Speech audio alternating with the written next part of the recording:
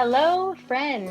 Thank you for tuning in. It is with great enthusiasm, excitement, joy, and a whole bunch of other adjectives that I welcome my guest today, Miss AJ Smit, who is a breath of glittery, joy-filled air. AJ spends her time, yes, she sure is.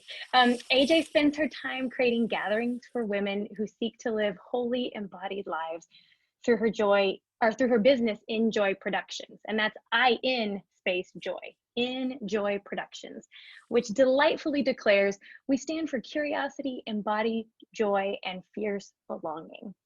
She uses events such as red tents, retreats, soul art workshops, and creative soul conversations to weave curiosity and creativity into people's lives and businesses.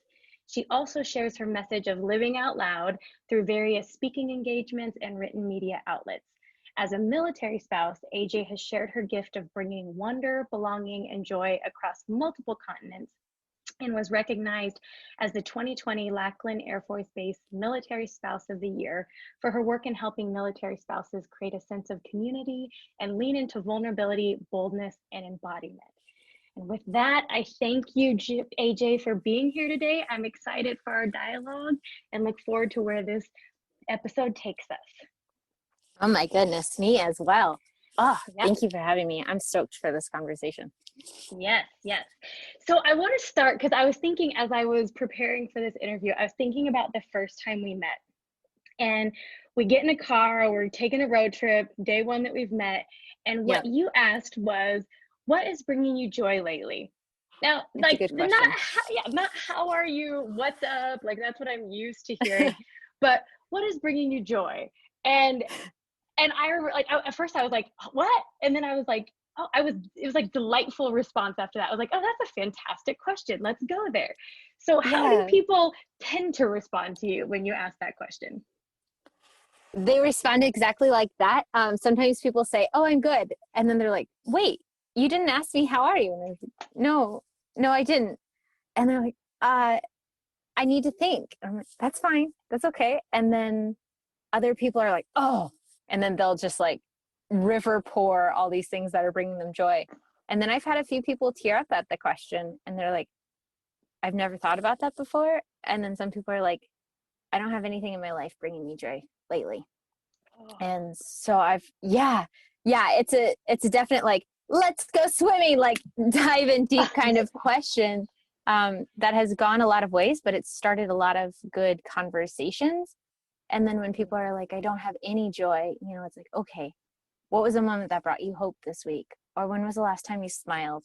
Or what are you curious about or looking forward to? So there's always, it just creates an avenue for conversation and learning more about the person you're with.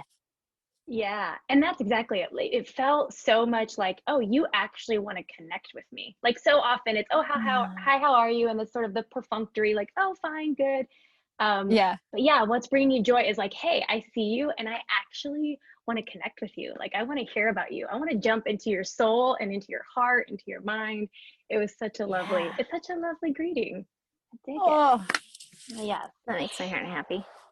So tell the listeners, what was the inspiration for In Joy Productions? Yeah. So I started as a mermaid. I always try to figure out the best way to like explain this. I feel like with that one, you just jump right in. I was a mermaid. Yeah. That's a good point.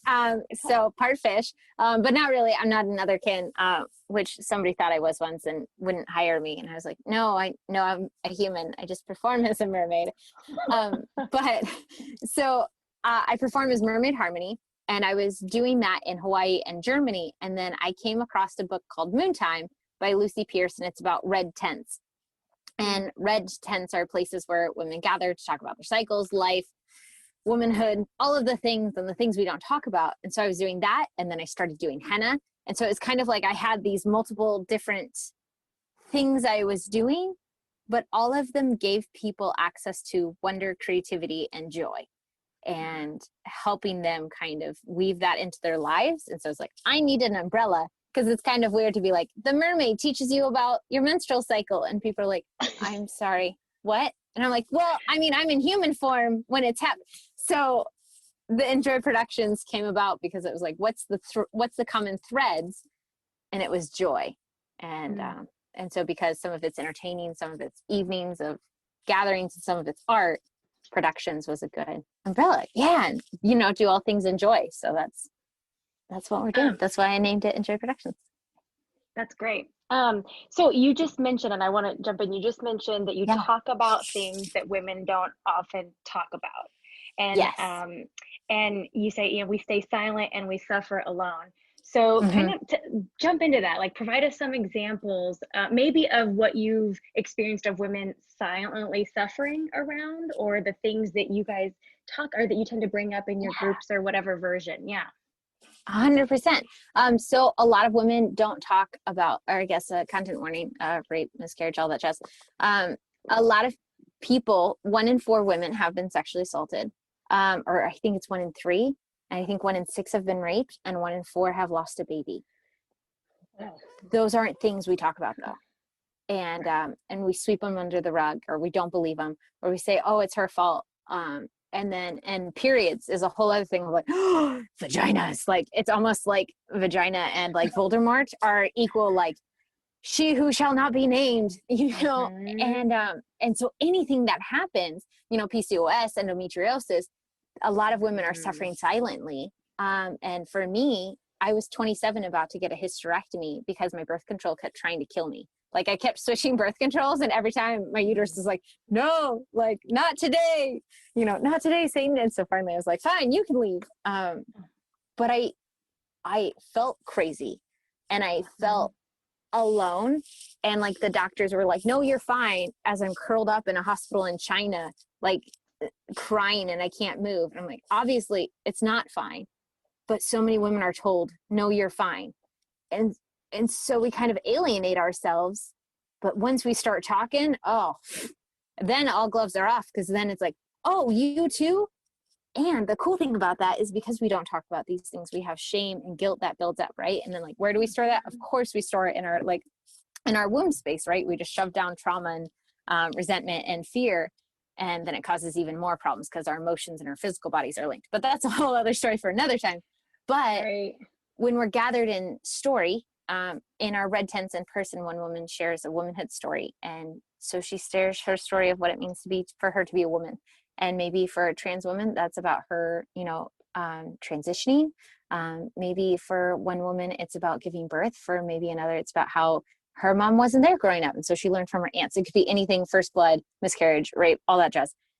And what happens is somebody might come and they've had a miscarriage or were assaulted, and they think it's my fault and I was bad. And then they hear somebody else tell their story, and they're like, oh, and I'm just making up a name, I don't think Caroline is crazy. I don't think it was her fault that she had that happen to her. And there's a switch moment that happens of, if it wasn't her fault, maybe it wasn't my fault. If I don't think she's crazy, maybe I'm not crazy. And so the silencing stories and the stories we don't talk about is a big part of Red Tent, of just hearing other people's perspectives to help us change the stories that are in our head and the stories we tell ourselves. Yeah, like I like what you're just saying. I maybe think it's a mirror moment, right? Because sometimes we can't show up for ourselves in the same way we can show up for someone else. But then when we look at someone else and we see ourselves mirrored back, you're like, oh, if I can show up for her, I can show up for me. Yeah. And but we're also told not to too, for ourselves, right? Like it's selfish to show up for yourself or ask for what you need. So of course we can show up for her, but for us, like I can't give myself the same grace I give somebody else. Like that would be selfish, And so it's also rewriting that script as well. Like it's almost like multi-layered of bringing it back home of, you are also allowed to have breathing room and grace space. And well, and especially as it relates to a woman's body. I mean, you're on your website, and in the work that you do, the word embodiment gets used a lot. It does. And I think we can dig into that, because I think for women, it seems, especially, and I guess I can really only speak to that because I've only ever been a woman. But I think there's so many conflicting messages, confusing messages about our body. And so Yeah. it's, like, do I love my body? Do I hate it? Is, we use women's bodies in sex to sell, yet I'm supposed to Mhm. be sort of shamed and I don't talk about, Yeah. vaginas and wombs and all of those Yeah. things.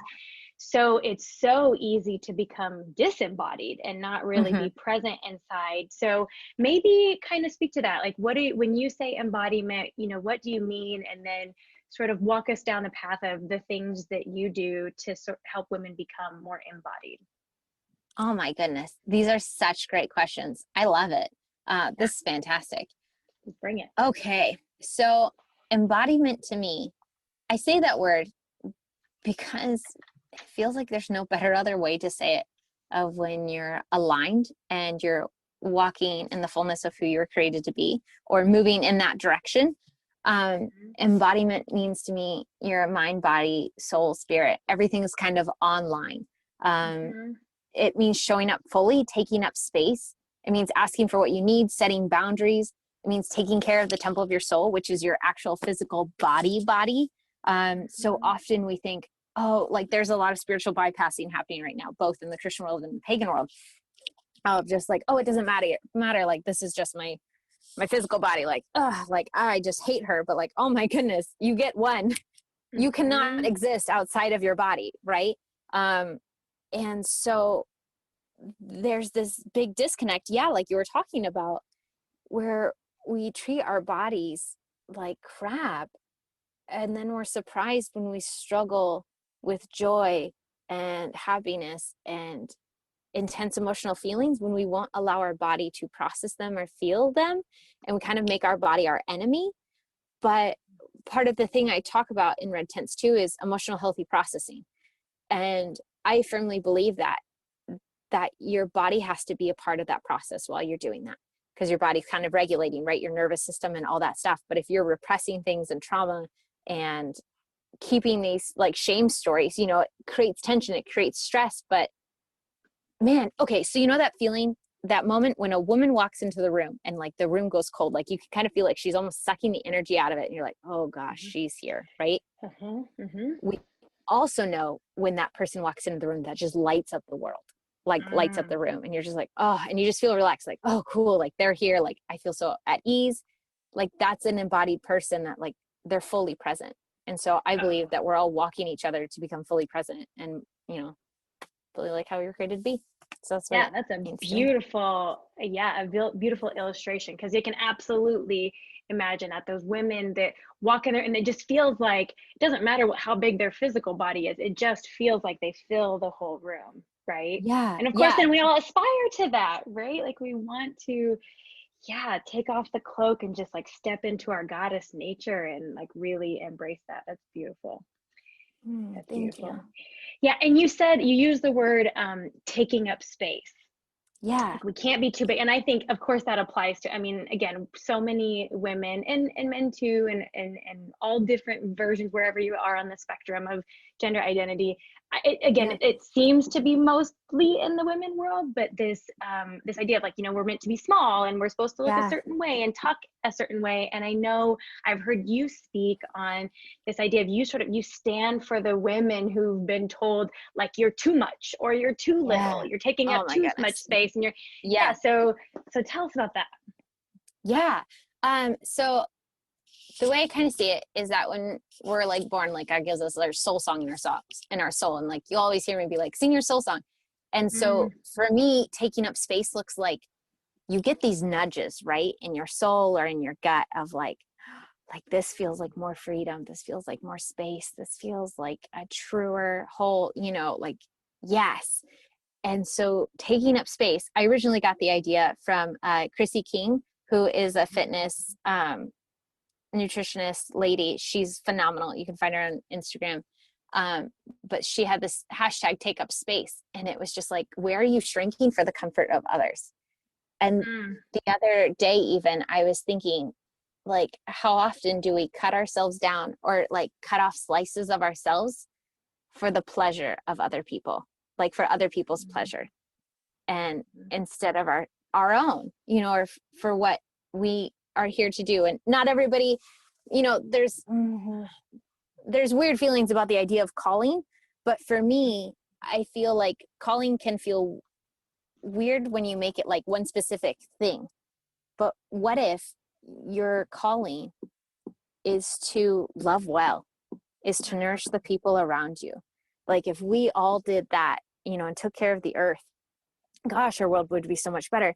But when you're following your nudge and you're saying, this is what pulls me, you're doing your podcast and somebody else is like, I could never start a podcast. Or like, I thought the same thing, but like, then I did, you totally could too.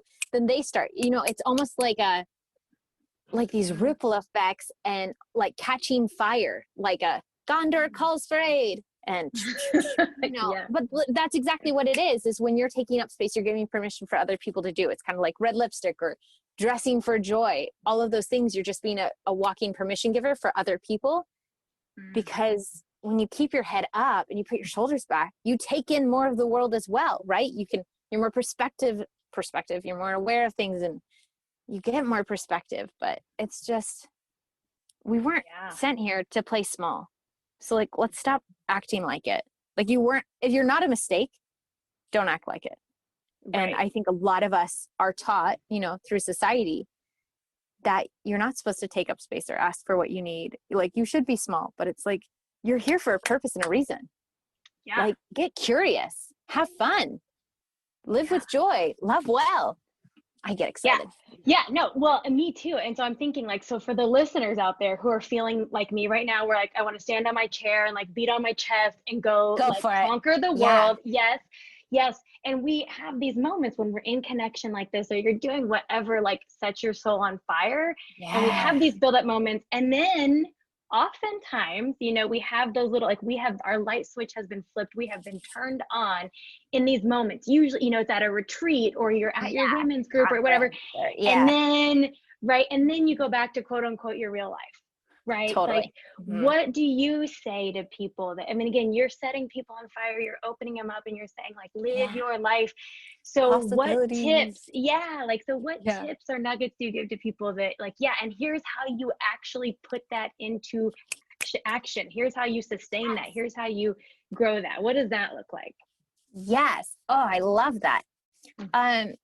So for me, that looks like, I'll give you a couple tips. For me, that looks like connecting with God. I go for walks in the morning. So whatever that looks like for you, for connecting and rooting into your knowing and like who you are and just getting recentered, right? If we're waking up and we're going about our day, just like already rushing out of bed, we're not going to show up the way that we want to, because we're going to be like, oh, they need this and they need this. Like, you're not even like, oh, I need to brush my teeth. Oh, I should feed my body. Like whatever. We're just blah, blah, going. And then who knows what could happen. And so for me, I've been waking up lately at 5:30, and which I used to roll my eyes at. And now I'm like, oh, this is really nice. And I'll go for my run, and then I'll go for a walk just for me and like chat with God or listen to music or a podcast. But it's like, this is for nobody else, but just for me to get centered. And then I'll do like my morning journaling time, kind of prep my day and all that jazz. But it's just this time to get centered and like, oh, okay, how do we want to show up today? And asking that question, I'm usually like, oh, this might come up or this might come up. And then if something does happen, I'm like, oh, okay, here's what we're going to do. Like I can respond more easily than reacting. Another thing, kind of two things. It's this idea of tap roots. And so tap roots are this idea of when you're going out and about and you're like all rushed and flustered, to like call back a memory or a time or something like that, that as true. So, okay, you had that thing at the retreat, right? You can't remember the whole retreat and try to bring that feeling into one moment back to your memory, but maybe there's that one moment when somebody looked in your eyes and said, you are worthy to be here, and I'm so glad you're alive. And in that moment when you're stressing out, you can be like, I'm worthy to be here, and I'm glad I'm alive. Like having those little things that you can say, or bits of truth, or recalling a moment when you are brave. Another is, I love dressing in a way that brings me joy. I feel like I can take up space. I feel bolder in my skin when I feel like my insides reflect my outsides. So I have henna, I have tattoos, I have purple hair. And then, I wear clothes that are colorful because I like to. And also it feels like it gives me permission to be myself and And sometimes it's an icebreaker, and sometimes it helps me know who might not want to be friends with me, you know? Uh-huh. But yeah, like doing my makeup, like red lipstick.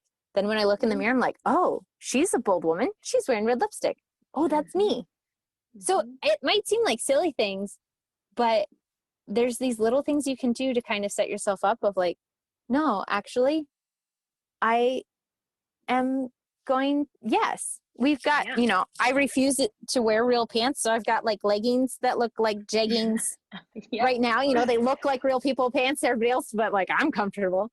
Uh-huh. But I feel good in my clothes, and that makes a difference in how I show up. And Yeah, no, these it's are just true. great. Yeah. Like, yeah, I like these little concrete things. You've listed, connect, set intentions, have some Yeah. tap roots in your toolbox to pull out, and Yeah. then dress joyfully. These things, Yeah. like you said, they seem really simple, but I can tell you as somebody who I call myself like Yeah. a recovering intellectual, right? Like if I can be so in my head that like, Yeah. you have these big ideas and these things, and then like doing, having these little things that seem simple, like, oh, I'm going to set an intention, or I'm going to have these Yeah. things that I remind myself. They seem, I mean, again, the old, old me, old brain thinking was like, well, those are silly, those aren't going to actually change my life. But like Yeah. in fact, those are exactly the things. It's those small little Yeah. things, and the little things you do: journaling, set an intention, Yeah. get centered. It seems like the Yeah. stuff that you throw on the side, you have all the to-do list to Throw on do, the so back those burner. things Yeah. would get put in the back burner, and then we Hmm. learn we're actually living upside down and backwards and not getting to it. So that's, yeah, Yeah. Spot on. that's great. Yeah, and the other thing I love that you said was, um, that living in a way that like your outsides reflect your insides, and it also made me Yeah. think that like, that my insides match my outsides, right? That I'm actually Mhm. letting my inside come out, because Yeah. there's been sort of this theme of overcoming shame and Yeah. secrecy and stuff, and I Hmm. think there's such a danger physically, emotionally, mentally, of when we try to hide away. And you said, Yeah. you said earlier, like sort of cut pieces of yourself off. So living in, I mean, 100%. it's integrity and Mm. authenticity, right? Like when you're Hmm. integrating your inside and outside, and those are some Yeah. great nuggets to help us remember how to live our insides on the outside, in ways that are Yeah. fulfilling. That's amazing. Yeah. So the other thing I was curious about is, what do you find brings people to you? Like when women are seeking you out, is there kind of a theme? Are you picking up on patterns, or what are they typically coming to you looking for? Yeah. Oh man. I know I already said it. These are great questions. Um, the women who usually find me are people who see me living the possibilities that they want to believe in. Oh, that's a Um, fantastic. Hold on. That we gotta. I'm gonna probably do this a lot. I keep finding myself being like, I want you to repeat that, because that's a beautiful line. Say that again. Living the possibilities. the women who come to me are the people who want to believe in the possibilities that I'm living in. Yes. I might have said it slightly differently. I don't know. I've never Yeah, said that that's okay. phrase before, but It was so good. Yeah, I think you that's said a that. true statement. Yeah, you're living the possibilities that they believe in, right? Like they see you saying like, oh, Or you that they are want to living what believe I in. want. Yeah, either or. Yes. Yeah. Yeah. When I Uh-huh. when I performed as a mermaid originally, people think I'm just for the kids. But honestly, sometimes the mom would be like, I hired you because I always wanted to be a mermaid. But like what would happen is their secret desires would start spilling out when I was around, because I was a mermaid living, quote unquote, everybody's like dream life. Like I had their dream job of like, oh, you're a mermaid. But people are like, I don't want to be a mermaid, but I've always wanted to have purple hair. Or I don't want to be a mermaid, but I've always thought it'd be cool to be a chef. Or I've always thought it'd be really neat to be like, wear, make my own fashion. Or I just want to be a stay-at-home mom. Like, I mean, people would just like spill out their dreams and desires and heart longings. And they just need somebody to say, hey, that's possible. Like they just need permission givers to say, yes, there is something more beautiful and true than like what you've been told that you can have, right? Mhm. And so I think that's at the core of it, you know, and joy. Um, Yeah. and Okay. yeah, like I also have a really great marriage. And so that, like that helps me feel secure and stable as well, to like Mm-hmm. kind of overflow a little bit more and Mm. serve. And so I think that helps too, that I've gotten a lot of love, and not that I have a jump start, because that sounds weird, but you Well, but I know, think it speaks to that point yeah, of, we all have heard the analogy of, when you're on the airplane and if something's going rogue, they tell you you have to put on your mask first before you yeah, can help someone else. So I think what I'm hearing you that's a good say way to is say. Yeah, like we have to serve from a full cup, right? Or it yeah, certainly helps to serve from a full cup. And it sounds like I'm hearing gratitude. You're saying, I have love in my life and my cup runneth over. And I live yeah, from that place and I serve from that place. And people mm, see it and they're like, yes, yes, I want some AJ in my life and I want to live how she's living out loud, yes. in love, from love. Yes. Thank you for helping me put better words to Yeah. that. Yeah, it's just like, I'm jealous. yeah. And Well, I and I think think, people want it for themselves as well, yeah. of like, oh, I can have joy and I can do these things. Like, yes, you can. Like, let's get these tools and taproots in your life. Like, let's give you these possibilities, like how to. Yeah, exactly. And what was just coming up for me when you were saying that, and you said, thank you for giving me the words for what I was trying to grapple with there. And I think that is also the value of the gatherings and think, the Oh my work that you do, goodness. bringing people. I Yes. just get on fire when I love coming together with women and like-minded people. And I think exactly that. There's sometimes that we're just fumbling around in our heads and like searching for, I don't know what path I'm trying to get on, I don't know the words. Yes. But again, when Yes. we have our mighty companions and our mirrors coming Mm, reflecting back to us, it helps us sort of yes. formulate either the next action, the next word. There's just such value in like an honored space of community. And so I love that. I think I read it on your website that you said, I'm here for showing up fully as we were created to be, which is Yes. together with Yep. embodied joy. You don't have to Oh, leave part of yourself yes. at the door. You can be No. odd and fully present. Yes. Yeah. Yes. Like imagine 100%. a world, Oh, right? Where if it it was was all really like like, that, right? uh-huh, yeah, just solve all the world's problems right there. I mean, that's what we're building though.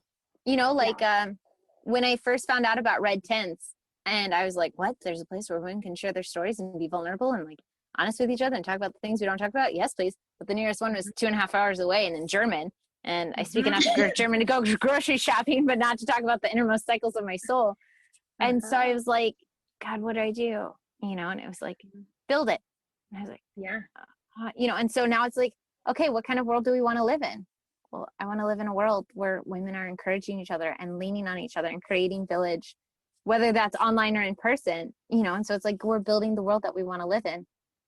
And Yes. yeah, Well, yeah, and so we've referenced red tents, we've kind of given some examples, but maybe just tell like what is a red tent? Like what is it? Where yeah, does it come from? Because the book, The Red there you Tent, is go. very steeped in like biblical themes and I've done one of your red tents and I certainly didn't pick up on any Christian theology in that. So maybe just tell us, what is a red tent? What could someone expect? Like walk us through what that might look like. That 90 minutes, I think they usually are. Yeah, tell us Yeah, more. 90 minutes. Yeah. So when it's in person, it's 3 hours and we have a break in the middle, but our online ones are an hour and a half. Yeah. Okay. So Anita Diamant wrote this book called The Red Tent, and it's based off of Jacob and Leah and their daughter, Jacob, Leah, and Rachel. But Jacob and Leah's daughter, Dina. And there's a red tent that the women go when they're menstruating, and they're unclean, but like they take the 4 days to like take care of themselves and rest, share stories, bleed, kind of drink tea and not serve everybody else. So when people read that, they were like, oh my gosh, where are red tents? Like, where's the place that we get to go and get away from everybody and just like chill and relax?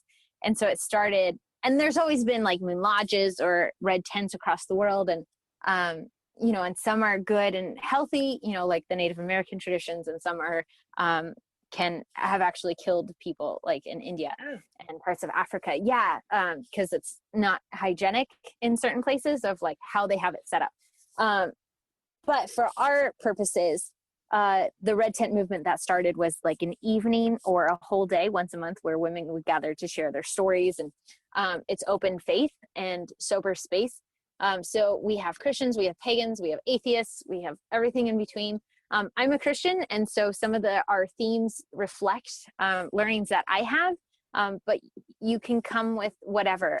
My whole heart is that I feel like a lot of people get left behind, right? There's like Bible studies and groups for people who believe in God. And then there's like goddess circles for people who are pagan or covens or things. But then there's a lot of people who don't believe in anything and they don't fit either place. And where are they supposed to learn about soul stuff or how to show up fully in life or how to grow, and so they just kind of get left. And so red tents are just an open umbrella place for anybody who is a woman. And some are inclusive for trans and intersex women. Some are not. So definitely check your local red tent. Ours is. But and each red tent is different too. I have to, I'll preface, I've never been to another red tent. There's never been an opportunity for me to go to one. So I can only speak of my experience for a red tent. But ours is very much focused on learning. So some are more goddess leaning and some are probably more biblically focused, but ours is very much I like to think of it like Brene Brown. If Brene Brown had a red tent, we're going to give you tools for you to walk away with. So we have a theme and we dive into that theme. I guess I'm a theater major, so I like to use both sides of our brain when we're learning. So we'll do a little journaling, we'll do a little story sharing, and then we'll do an activity. So this weekend was bravery. And so we brought up the idea of, okay, you're a shield maiden. What is on your shield? Who do you stand for? Okay, who are you protecting? Who fights with you? Who fought for you, right? So we're kind of creating this imagery. Then we're doing a little drawing, a little journaling, and then we're also sharing. So it's, you're hearing it, you're speaking it, you're drawing it, you're writing it to kind of get it in your body, and then coming up with language that you can use when you're, okay, I don't know how to feel brave. Okay, here are tools you can use. It's just be brave for 20 seconds. 20 seconds, can you be brave? Okay, can you remember the people you're fighting for? Can you be brave for them? And so that when you leave Red Tent, you walk away with tools to show up more fully in your life, because then you know how to ask for what you need. Or, if it's boundaries tent, you know how to say, no, that won't work for me. It gives you, it's not just like a feel good, empower, pat women on the back thing. Red Tent for me and for Enjoy Productions is very much we are growing intentionally together as women to be better women in the world and to love fully others and ourselves. Yeah. It's truly the word, transformative, and transformation comes to mind. And I'm so glad you brought up this idea of the left and right brain, because as I mentioned, I did a red tent. I'd been trying so hard to get into one, and I was like, finally, no excuses. Scheduling is hard, but I'm just going to make it happen. Woo! And exactly what you're saying to that. Thank you. The right and left brain thing was, it created such an experiential experience. Yeah. It wasn't just, because again, I can very easily just stay in my head and be like, oh, let me think about words for this, or let me verbally communicate this.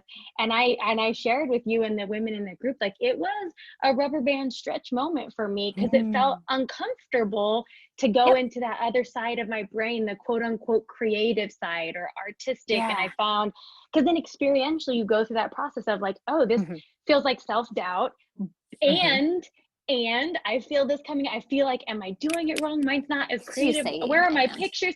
Right. And because it is an and both. It's it feels scary. I have self-doubt, and I'm still going to just keep showing up. And there's this group of loving women just holding space. It doesn't matter what you produce from it. It doesn't matter maybe even the answers that come up for you. There's also sort of the meta experience of opening yourself up. This is the Brene Brown part, right? Opening yourself up, being vulnerable, and having people bear witness to that vulnerability, and not just express acceptance, but sheer celebration.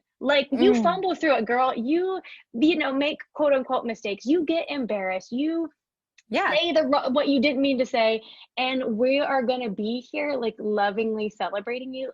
That is invaluable. I mean, that is a powerful experience, right? And especially if you didn't have that anywhere else in your life, if you don't have the blessing of you're talking about a loving marriage, or if we didn't have a family of origin that provided that experience, taught you these for things. us. 100%. Yeah. Like, yes, more and more of that. Yes. Yeah. And Yeah. it's a sober space too, right? Because usually as women, when we gather, we're either drinking, we're selling, or it's about the children. And Uh-huh. so here it's like we're stripping all that away, and we're stripping gossiping away too, right? Because you can only, we have a guideline. You can only speak of your own experiences. So don't share anybody's stories that are shared in tent outside of it. Don't share anybody outside of tent's story inside of tent, because that's not your story to tell. It's kind of like vampires in that way, I guess. But like when you strip all that away, you don't really have any choice but to be vulnerable if you participate. And so there definitely is there's a moment where you have to decide, am I in or out, you know? And what, you know, and you don't have to like spill everything, like, you know, there's no Veritaserum or whatever. But when you have an opportunity to be vulnerable and you're in that safe space where people aren't going to give you advice unless asked for, then, oh my goodness, like the walls just come down and it creates these beautiful connections. And it's just like, you are so loved. I just want to like wrap everybody in like big mama bear arms, you know, and just, oh, it's okay. Cause yeah, we're not taught how to do this. We're not. Well, I'm glad you just said that. Like, you are so loved. Because I remember when I went through the experience, I think I even said it out loud. Like, I don't know why, but I feel like I'm on the verge of tears all the time. You know, like even if it wasn't like something I felt like I was particularly emotional about, but I think it's exactly what you just said, because it truly creates a space and an experience, not just words, but an experience of you are so loved. And that is just, I mean, come on now, right? That's like what we're all looking for. And you found a way to create an experience of that. And that is just phenomenal. Yes. Yeah.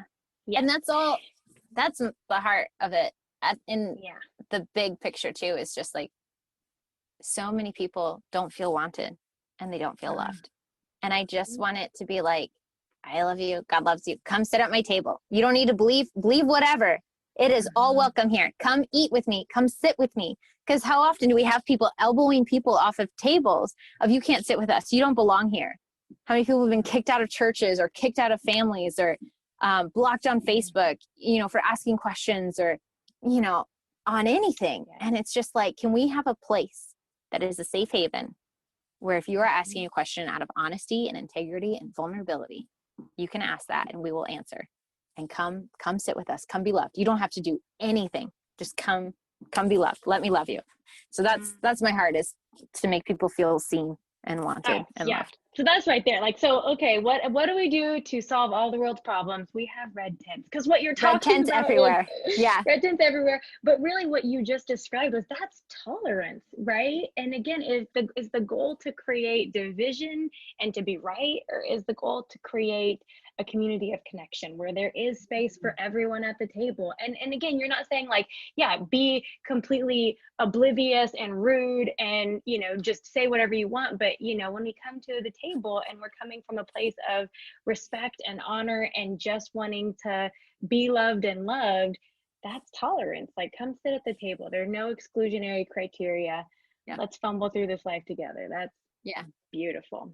Well, so it here's is for something else. folk, but we are going to launch like open gender tents soon. So I guess that's right. You know, there is no like racism or homophobia or like maliciousness. Like, you do have to come with vulnerability and under our guidelines. Does that make sense? So like, it's not a total open free for all, but if you're respecting the humanity of the people who are there, we got you. We got you. So something else I want you to speak about, because you gave us some little nuggets of like, these are the things that you do every day to sort of live your best life. And something else that I've noticed that I think is a great phrase I've learned that you do, you call them sanctuary days. Yes. And I thought, like, it's so empowering to see people sort of set boundaries and really like demonstrate self-care. And so I want you to kind of describe, like, what are these sanctuary days that you refer to? Yes, sanctuary days are my favorite. Okay, listeners, I got you. So you ever know when you want to throw your phone across the room because you're done with like whoever is on Facebook and you're just like, the world is burning, I can't take it anymore. Well, hey, guess what? Sometimes you're allowed to break. We believe that you have to be attached at everyone. At some age, we're taught that if you're not available 24/7, you're a bad person. If you're not available to be contacted or like requested, you know, that like you are letting people down. But honestly, like, taking breaks is a good thing. All of the great leaders in our world or in history have taken spaces or retreats from everybody else to like tend to their souls, tend to their hearts, go nap. So sanctuary days are Sunday and Monday for me, because Friday and Saturdays I have red tents. So usually my weekends are actually my work days. But now that henna, because of the corona, I'm not at the farmer's market. So I'm just Sunday and Monday, my phone is off. My Instagram, like, I'm off of Facebook. I'm also off of emails, all that jazz. And I just take 2 days to do whatever I need. It's a lot of reading.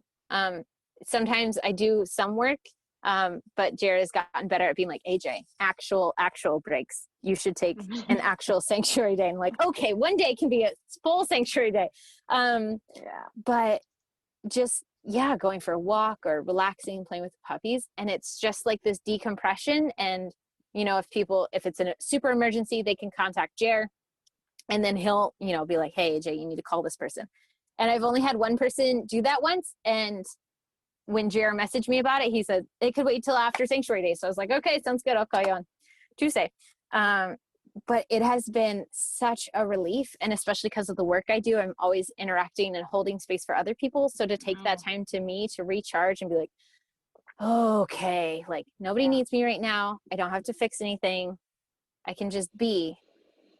What do I need? And I can get quiet and listen. So it's been a game changer. And I started a couple months ago or 2 months ago, because I was on the verge of burnout.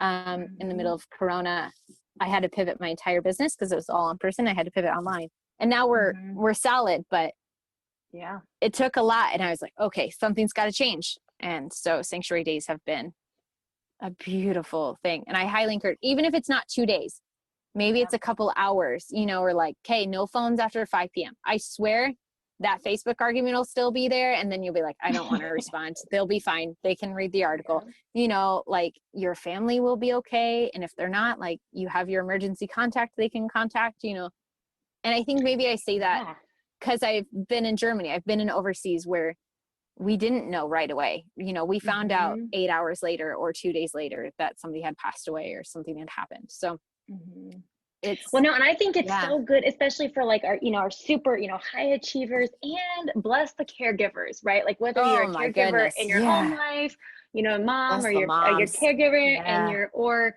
at work, if you're in, that helping profession where you're doing like what you're saying, where you're holding space all the time and like being the giver. I think that we forget that, equally as important as the overt action is the receiving part. Like, we have to create that water, the ocean ebbs and flows. It goes in, it comes out. Like, you've got to have that retreat portion and make that part of like a cyclical rhythm in your life. So good. All right, lady. Some people brought up, sorry. Oh no, go ahead. I was just going to say, like, one person brought up something that made me think about it differently, of like, if your car gets a tune-up or gets checked out and gets like rest or refueled more often than you do, you need to change something. Like, we're not machines. You get your oil changed more than you recharge yourself. That's great. But some people just go until they burn out and they don't shift. But it's like, burnout is a sign that something needs to shift. That something's not sustainable. That's a good nugget. Burnout is a sign that something needs to shift. I dig it. Yeah. Can you dig it? I can. So okay, so where I was going with this was, before I ask you my last question, I want to just give you an opportunity to tell people where they can find you. How do they learn more about what you're doing and stay up to date on the happenings in the Enjoy production world? So you can find me. I'm the Joy Weaver on Facebook and Instagram. And then I have a free Facebook group called Embodied in Joy, like the EMBO, spelling. Embodied in Joy is my free Facebook group. And then ajsmit.com is my website, and you can buy red tent spots there. And I post them usually the month before or 2 months before for red tent spots. And can I share the new thing I'm launching in 34 days? Absolutely. Yes. So I don't know how much time will pass between now and when this goes or when listeners are listening, but October 1st, I'm launching the Joy Guild. And the Joy Guild is going to be a membership group. It's going to be $30 a month. And we're going to have like a kind of a red tent webinar where it's going to be recorded so that you can watch later too, if you'd like.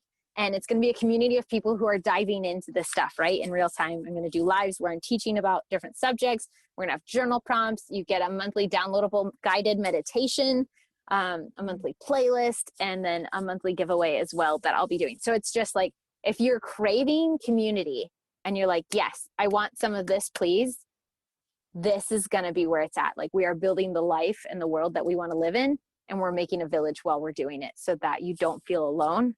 And it's going to be, did you ever see Hercules? I did not. Okay. Don't kick me off of your friend list. You're good. You can stay. It's good though. Yeah. But there's a quote and she's like, indoor plumbing, it's going to be big. And so it's going to be the Joy Guild. It's going to be big. It's going to be the equivalent of indoor plumbing. Yes. Check it out. Yeah. If you need connection and positivity in your life and experiential feelings of love, you want to seek out AJ. She's got it there for you. Come hang out. Indeed. It's a party. All right, lady.